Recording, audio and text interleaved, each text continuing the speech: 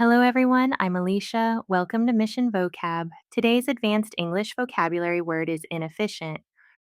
Inefficient is an adjective that means not using time, energy, money, or resources well, often causing unnecessary waste, delays, or extra effort to finish a task.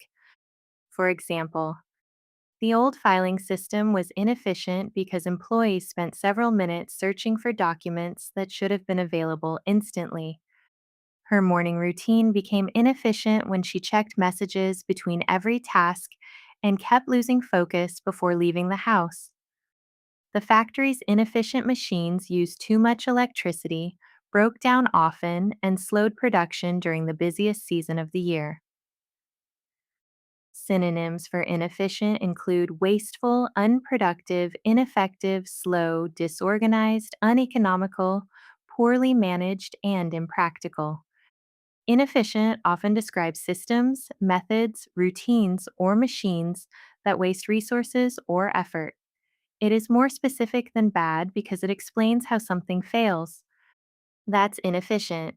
One word, stronger English.